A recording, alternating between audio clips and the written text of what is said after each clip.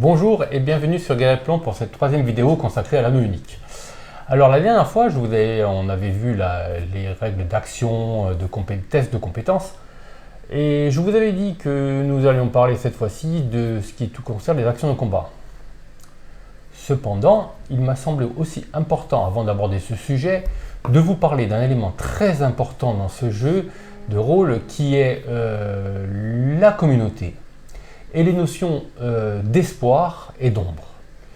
Alors, ce qui fait l'originalité vraiment de l'anneau unique, c'est ces deux aspects.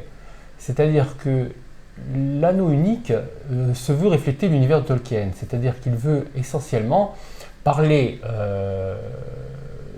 du monde de Terre du Milieu dans un univers à la Tolkien, c'est-à-dire qu'il est inconcevable de concevoir quelque chose, une action, sans avoir une notion de groupe, une notion de symbiose et de synergie. Alors voilà comment les auteurs ont réussi à intégrer ces petits ingrédients au sein de la règle de jeu, à travers les notions d'espoir, d'ombre, mais aussi de communauté. Alors quand vous créez un personnage, vous avez toute la facette du personnage, c'est-à-dire vous créez un personnage avec ses caractéristiques, ses compétences, comme on a pu le voir dans la première partie. Le recto de la feuille est consacré essentiellement à la communauté. C'est-à-dire qu'il est préférable, quand vous créez un personnage, de le faire en coopération avec les autres joueurs. C'est-à-dire que tous les joueurs vont s'accorder pour trouver une origine, un lieu de départ, etc., qui est un lieu normalement qui est censé regrouper différents individus, mais sans que ce soit un lieu secret, parce que les lieux secrets font partie, par exemple, si vous voulez jouer, vous ne pouvez pas prendre Foncombe, par exemple, parce que Foncombe, c'est un endroit secret, comme lieu de départ de votre communauté. Vous pourrez prendre différents endroits de la comté, ou même Dale, etc. Là, vous partez sur le thème de la communauté. Alors, comment ça fonctionne? Nous avons vu que dans la première vidéo, vous avez une notion d'espoir qui était une valeur numérique qui s'inspire à la fois de votre compétence cœur, attribut cœur, en fait, plutôt l'attribut, pas la compétence, attribut cœur, avec un modificateur en fonction de votre culture. Ce potentiel, au fil des aventures, vous pouvez, comme on l'a vu aussi dans la deuxième vidéo, dépenser des points d'espoir pour éventuellement améliorer vos jets. C'est-à-dire si vous ratez un jet, vous pouvez dépenser un point d'espoir et rajouter à ce jet l'attribut qui correspond au test qu'on vous a demandé. On l'a vu, c'est la peine de vous le rappeler. Vous pouvez également, en dépensant un point d'espoir, faire appel à une vertu de votre culture, comme on a pu le voir aussi dans la précédente vidéo. Ces points d'espoir, évidemment, au fur et à mesure de leur usage, vont diminuer. Vous allez avoir de moins en moins de points d'espoir, et c'est là qu'intervient l'ombre. Alors l'ombre, c'est un concept très spécifique à l'anneau unique, qui est le reflet du doute psychologique, physique, etc., qui peuvent envahir les personnages des œuvres de Tolkien au fur et à mesure qu'ils évoluent, qu'ils se retrouvent confrontés à des événements qui les dépassent ou qui les mettent dans une situation psychologique inconfortable. Cette notion d'ombre va augmenter au fur et à mesure des scénarios. Comment augmente-t-elle? Par exemple, un exemple parmi tant d'autres. Par exemple,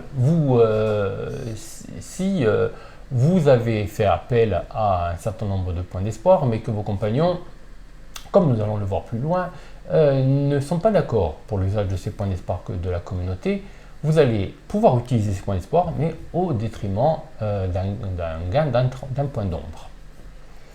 Quand vous diminuez en point d'espoir et que le seuil, la valeur de point d'espoir passe en dessous de la valeur d'ombre, vous devenez ce qu'on appelle mélancolique. Alors, qu'est-ce que mélancolique? Alors, ça peut sembler assez gentillet dans le terme, mais en fait, mélancolique, c'est dans le sens poétique du terme, c'est-à-dire que vous devez vous approprier une psychologie, une façon de voir les choses très sombre. Est-ce que vous vous rappelez un petit peu l'œuvre de Jackson, qui n'est pas à 100%, excusez-moi les puristes, qui n'est pas 100% fidèle à l'œuvre de Tolkien, mais où l'on voit Frodon plongé dans une sorte de dépression. En fait, c'est un petit peu ça, la mélancolie. Et la mélancolie, au fur et à mesure qu'elle perdure, va vous créer quelques handicaps, quelques pénalités dans la réalisation de vos actions. Voilà. Alors l'ombre va augmenter, l'espoir va diminuer, etc. C'est là que vient la notion de communauté. Alors la communauté, au début de la partie, vous avez un certain nombre de points de communauté qui est un nombre, ce qu'on appelle un pot commun. Ce pot commun est composé d'un certain nombre de points d'espoir qui est égal au nombre de membres de la communauté. Si vous êtes 4 joueurs, ça fait 4 points. Ce pot, ce capital dans le pot, est remis à sa valeur initiale à chaque début de séance, etc. Donc vous pouvez puiser au fur et à mesure des parties dans ce pot pour utiliser des points d'espoir en plus des points d'espoir que vous disposez par votre personnage.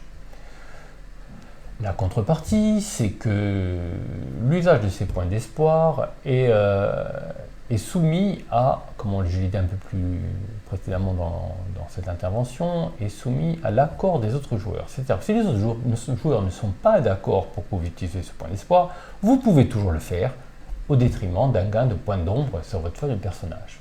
Voilà. Donc en gros, vous avez dans l'anneau unique deux critères qui se contrebalancent, qui me font penser un petit peu à ces notions qu'on voyait à l'époque dans Pendragon, etc., d'équilibre entre le positif et le négatif, le chaos, la loi, etc. Et en fur et à mesure que votre point d'espoir, ce n'est pas totalement équivalent, c'est-à-dire que vous pouvez dépenser des points d'espoir sans gagner des points d'ombre. Mais au fur et à mesure que vos points d'espoir diminuent, vous allez voir votre marge de manœuvre très diminuée si votre notion d'ombre augmente. Au début de la partie, vous n'avez pas de point d'ombre. Si vous descendez à 0 point d'espoir, vous n'êtes pas mélancolique. Par contre, au cours du scénario, le maître de jeu, en fonction de certains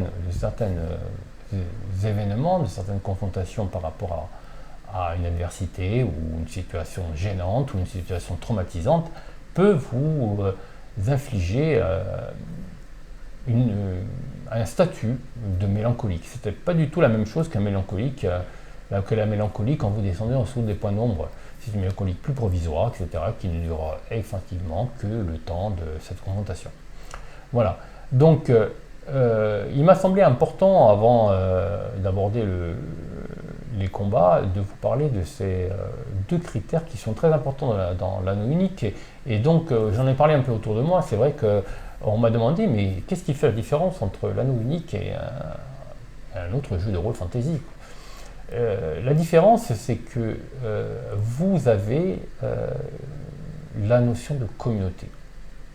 Quand vous créez votre communauté, au début de la création de ce personnage et du groupe de personnages qu'on appelle la communauté, vous allez créer des liens. Ces liens, c'est très intéressant, parce que ces liens, je vous conseille fortement de les appliquer.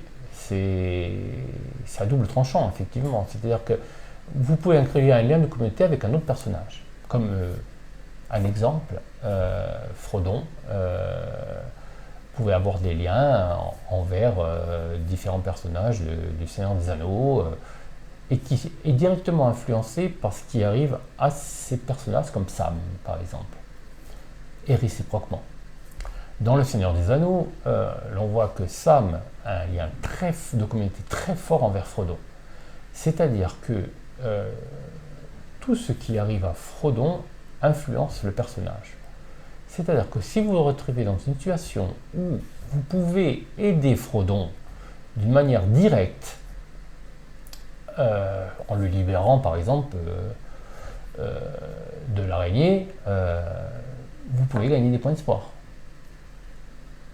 La contrepartie, c'est que s'il arrive malheur à Frodon et que vous vous retrouvez dans l'impossibilité de l'aider, voire dans un échec lors d'une tentative de l'aider, vous pouvez gagner des points d'ombre.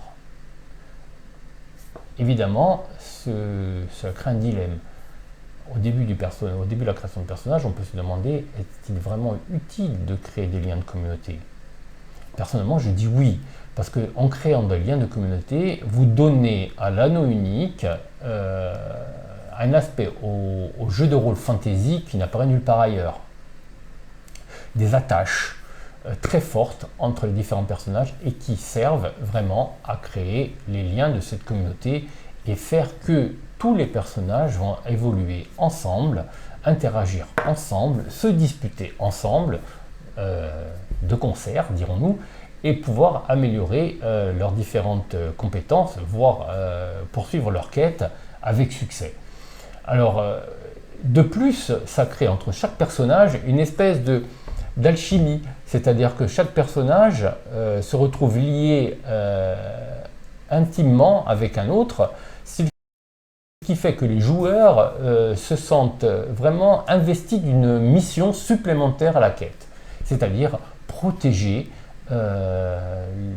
avantager la personne à laquelle ils tiennent.